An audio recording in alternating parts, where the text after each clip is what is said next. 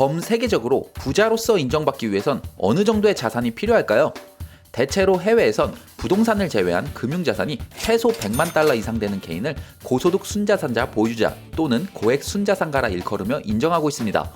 특히 외국의 이런 고액 자산가들의 특징은 경제적, 정치적 상황이 자신들의 부에 큰 악영향을 미친다고 판단하면 과감히 다른 나라로 투자 이민을 떠나는데요.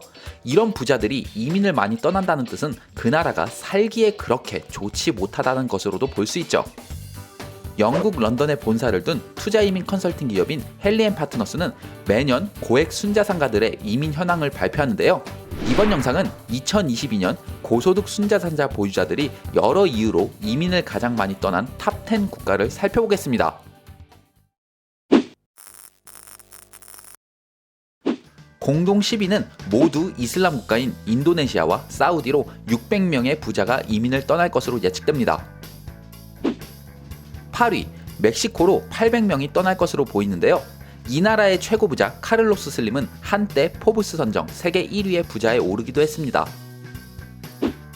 7위는 이 항목 중 유일하게 G7 경제대국의 UN 상임이사국인 영국이 자리했습니다.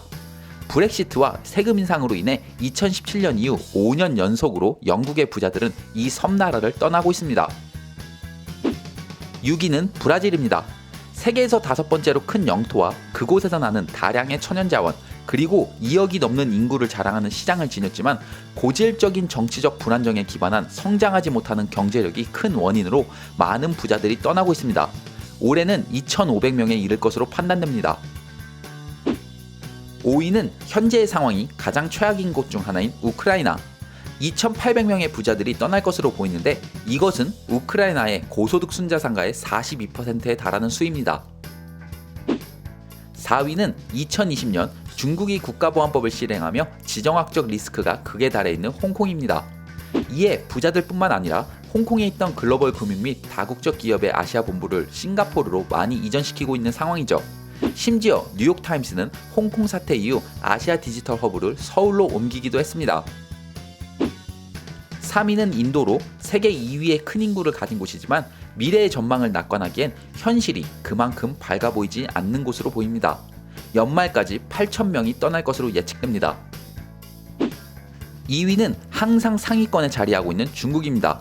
일당 독재 체제의 공산주의 국가인 곳이기에 자산가들 입장에선 언제 자신들의 부를 뺏길지 모르는 두려움에 지낼 수밖에 없는 곳이죠.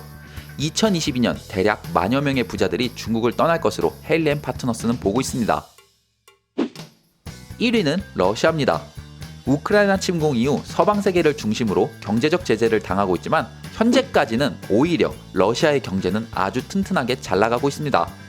이번 러시아의 침공으로 프리미어리그 첼시 구단주 아브라모비치가 반강제로 첼시를 팔 수밖에 없는 상황에서도 볼 수 있듯 해외 투자를 하거나 자산이 많은 러시아 부자들 입장에선 해외 금융 동결 등 여러 위험을 회피하기 위해 올해 15,000명이 러시아를 빠져나갈 것으로 예측됩니다.